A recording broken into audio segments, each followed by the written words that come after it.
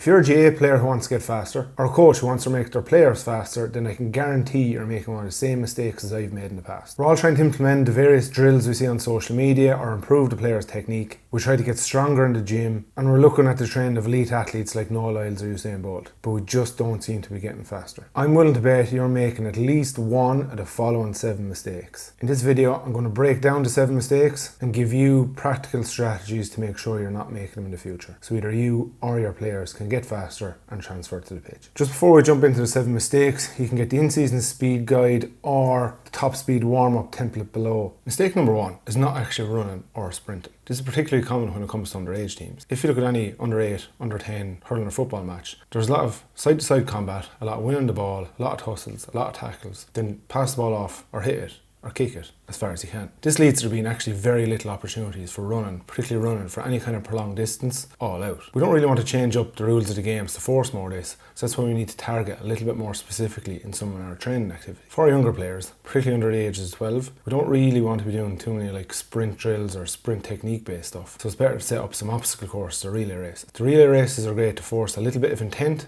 a little bit of competition, but in a fun and challenging way against our friends and teammates. When it comes to obstacle courses, we can mix it up. So we do some more skill-based or thought-based activities, but then you've maybe 20 to 30 metres before the next one. Because the obstacle course can either be timed or against someone else, it'll force them to run as hard as they can from one little activity to the next. As one is a little bit more thought-based, it won't challenge them physically quite as much. So then they're a little bit fresher to go as hard as possible from one bit of the obstacle course to the next. Then slow themselves down, do a little bit more thinking or rely a little bit more on skill before getting the opportunity to speed back up again for a little bit more of a prolonged effort. It's really important here to give them opportunities to sprint over slightly longer distances, 20, 30, possibly up to 40 metres, in competitive environments that are still fun, albeit challenging for the younger players themselves, as opposed to training them like mini sprinters. When it comes to adults, they do need opportunities to sprint. Sometimes they'll get these opportunities in games, but some players, based on their style of play or their position, they just don't get the chance. We need to identify stages in the week where they do get to sprint. 30, 40, 50, 60 metres with really good recovery in the training session that's furthest away from the game, so they're as fresh as possible from the previous game, but also won't negatively impact in terms of fatigue before they get into the next one. Give them 3, 4, maybe 5 opportunities to sprint with good quality recovery, which we'll touch on later, so that they look to at least expose themselves to top speed, but also develop it by running as fast as they can. If you're in a block of tough games, another opportunity here is to try and microdose it in before a competitive game. Do a good quality warm-up, but leave yourself an extra 4 to 5 minutes so they can do their sprints just before the game starts.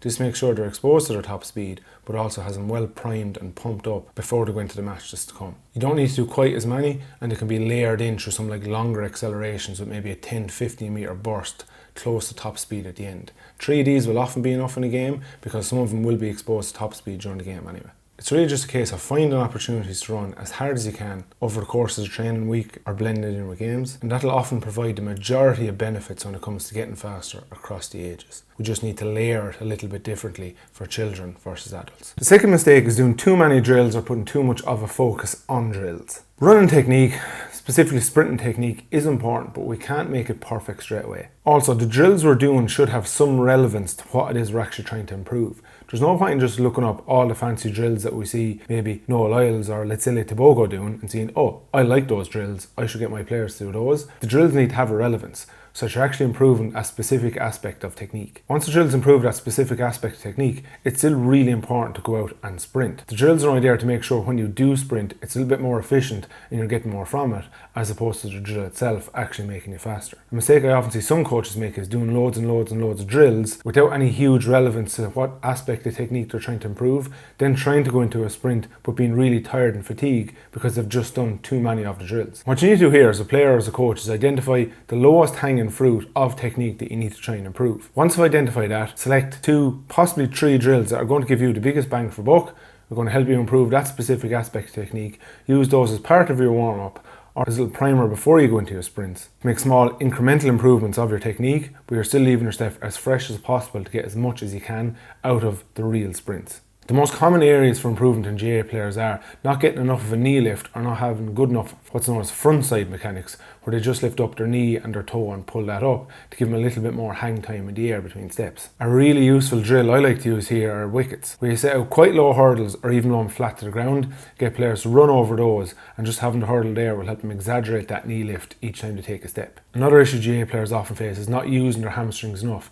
either because they haven't sprinted fast enough to use them before, or they're just underdeveloped in terms of strength. Useful drills for this can be normal bounds or straight leg bounds. And if you want to progress that into sprints, you can set out maybe 20 metres of a straight leg bound and transition that into a further 20 metre sprint. Mistake number 3 is players not having enough recovery between sprint efforts. Just like the previous mistake and the drills tiring players out too much before they get into the sprints, the same can be said for in-between sprint effort. If you're planning on doing 4 or 5 or 6 all-out sprints, say 40 metres each, a simple walk back effort and go again isn't going to be enough. Too many coaches try and develop fitness at the same time as speed, which ultimately just leads to players becoming tired, not getting faster because they're too tired to give all out effort in the sprints, and not getting fit enough because they just aren't doing enough total amount of work. A lot of people jump to try and improve speed endurance or repeat sprint ability, but ultimately if you just raise your total top speed, it'll have a positive impact on both of those just by being faster in general. Every subsequent effort at a lower percentage after that becomes easier because your ceiling is higher. This is often more of a mindset thing than anything else.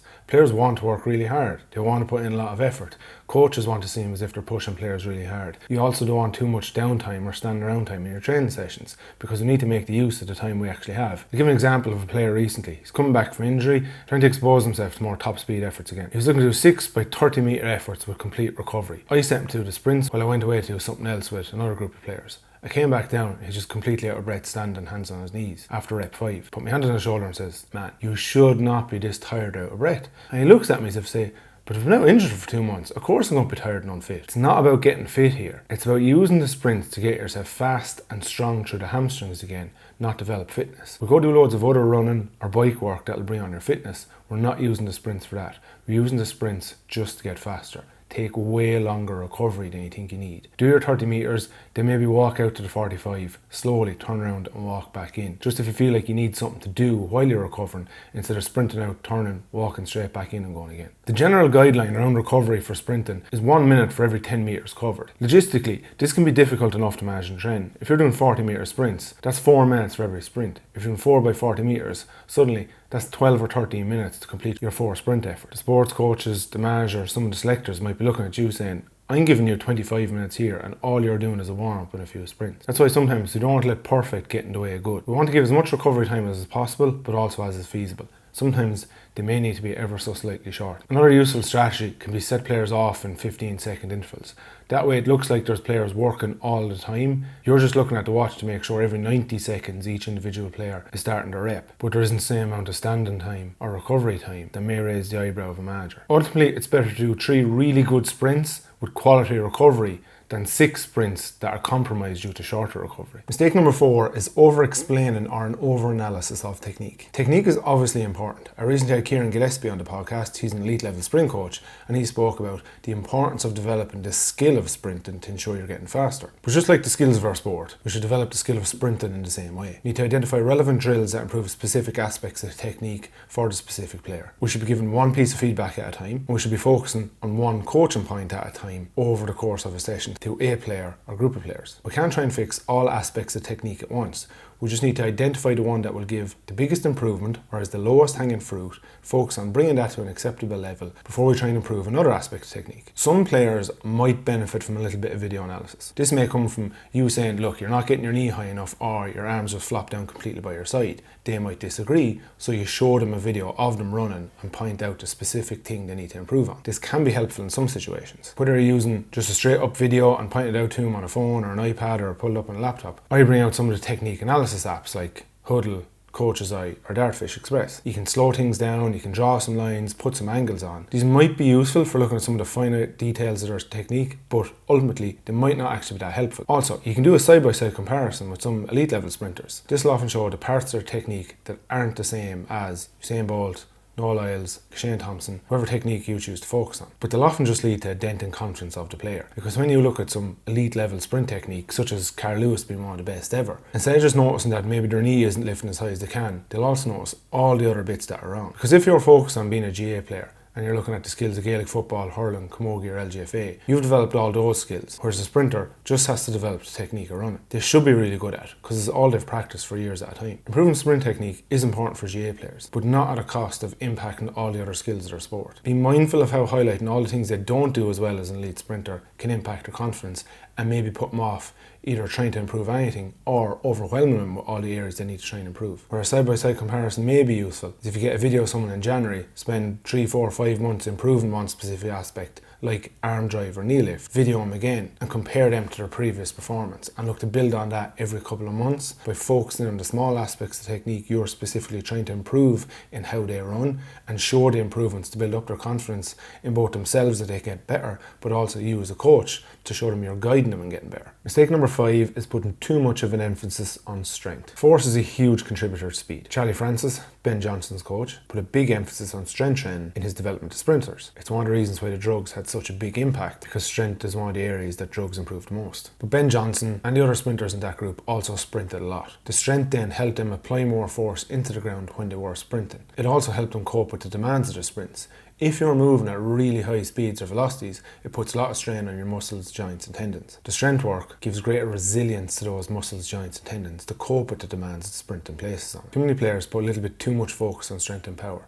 They are really important, but you still need to sprint regularly to get the transfer of that new strength and power to the skill of sprinting. Ideally, you need to keep at least one strength session in your training program year round, and at various stages of the year, you might be able to bump it up to 2 or 3 sessions a week. You should also be looking to do similar though with sprinting. At least once a week, you're getting at or close to top speed, whether that be in your team-based sessions, prior to a match, or in a session you set aside to do yourself once a week. You also want to make sure that the gym and the sprinting don't negatively impact upon each other. If you go do a really hard strength session on Tuesday, any speed work you go do Wednesday is going to be highly compromised because of the fatigue from the gym and also leave you a little bit more susceptible to injury. You want to find stages in the week where you can push both of those hard but not interfere with each other. One of the best methods I like is to do a really good warm-up, do your sprint work and then do your strength work straight afterwards. The speed work won't really negatively impact the strength work, but the opposite is often the case. Mistake number 6 is neglecting your sport. I like to develop the skills of hurling or football through games as much as possible. Drills do have their place, but I think there's far better transfer when we try and do it through games or game situations. I am a bit torn on this though when it comes to speed. Should we not do any isolated speed work and try and set up games longer, more narrower, smaller numbers of players to try and provide opportunities to sprint as hard as possible but in game situations? Or should we always be doing any speed work with either a ball in hand, chasing another player with a ball or with a hurl in their hand? Probably not, but there are times when that is going to be useful. It is worth trying to create some scenarios where players get the opportunity to sprint as close to top speed as they can in some form of game situation. Like I mentioned, the longer, narrower games with slightly less players are setting up 1v1 or 2v2 situations where they're going for a score, they're trying to make a tackle, or they're trying to close someone down. The majority of sprint training is very straight line based. Elite sprinters generally run in completely straight lines or nice, even curves like in the 200 or 400 metres. That's not remotely the case in GAA. It's actually very rare we sprint in a perfectly straight line. We're usually trying to cut little lines, make little loops, get away from someone on a diagonal run, or navigate between ever so slight deviations or side steps as we're chasing someone or getting away from someone. That doesn't mean training in straight lines doesn't have carryover benefits. It's still the best way to safely expose players to top speed. Increasing that overall top speed makes everything at ever so slightly lower speeds far more efficient, but also give far greater outputs, such as running away from or chasing down another player. It is worth putting in a few curve sprints or sprints with ever so slight deviations in your training isolated away from games, but also setting up some little situations that let players go as fast as possible based on the game scenario, alongside doing all the traditional stuff we do to develop our various styles of play. Mistake number 7 is not utilising hills. Hills or some form of resisted sprinting in general are really effective at both developing specific strength but also forcing players to correct technique. Now I wouldn't travel too long a distance and go an hour out of my way to try and find a hill, but it is worth finding something relatively close by, particularly in stages of the off season or pre-season, where you can use a hill to try and develop a little bit of speed, strength and technique all at the same time. I really like using sleds, but I'm wary about not introducing sleds too early with players who don't have have a lot of sprinting experience are definitely not with younger players who tend to be a little bit on the lighter and weaker side. Hills, however, are generally really safe once you don't go for too long and still give decent recovery time between efforts. Sleds will require a little bit more thinking in terms of the load that's put on it, what distance are you using them for, how are you using them alongside specific sprints, and how much specific sprint and strength work you've done beforehand to ensure both technique and tissue tolerance in general is there to cope with the demands placed upon it. I often lean into the work of Derek Hansen and some of his strategies for how to use sleds alongside sprint work and integrate the two of them together. Based on some of his guidelines, I've involved my own strategies, and again you can see those in the in-season speed guide that's down below. Hills have the double effect of making players a little bit stronger because they have to overcome gravity as they go up the hill, but they also look to reinforce technique because they just force that higher knee lift and ever so slight higher toe lift as you're going up the hill itself. It's really important not to pick too steep a hill. It shouldn't be like going up a wall. A slight enough gradient, and you often need to err on the side of slightly less steep is better than slightly more steep. All the other rules or mistakes we've touched on here also need to be doubly applied when it comes to hills. Don't go for too long, give good recovery, manage fatigue, select the time in the week where it's most useful, and don't try and get fitter while at the same time trying to get faster by running up loads of hills and just making players tired. The final point I'm making, while it isn't related to a specific mistake, it is just a general piece of advice I'd give to anyone who wants to look to make themselves or their players faster, and that's to do more plyometrics in general. I don't mean the super complicated plyos you see around bouncing around high hurdles or jumping from tall boxes to the ground and back onto another, but a lot of the lower or medium tier plyos which just look to develop a lot of bounce and bouncing capacity around the ankles and the knees. This is going to be really beneficial across all ages. I'd even say it'd be more beneficial from ages say 7 or 8 up to 11 or 12. Doing a bunch of different directions, off 2 legs, off 1 leg, in split stance, in alternating stances, a combination of all those 3. Around that growth spurt, so ages 11 to 14 for girls or 12 to 15 for boys, you do need to be quite careful of the amount of volume you do and the height you're getting players to jump over, because a lot of disparities will come in there between your players. I'd often let them self-select the height or distance they're jumping and focus on a larger amount but less intensity here because the variations that come once they go through the growth spurt. If you're working with adults and they're not used to a level of plyos, then you do need to build up the amount you're doing with them. Maybe start off with 40 or 50 lower level contacts, but eventually you can build up to 100 to 120 once properly managed in a variety of directions, and you let players have a little bit of self-selection around how much single leg plyometrics to do. I lean into the work here of Matt Watson and how he categorises them as light tier, medium tier, deep tier and pink tier. While some of the pink tier might look a lot more impressive and be suitable to gym-based stuff, the light, medium and deep tier will build up a lot more capacities in players that they can transfer onto the pitch in a much more safe way. If you found this effective, check out both the in-season speed guide below and the top speed warm-up guide, both linked in the description, and check out this video up here for more information around developing speed in your players.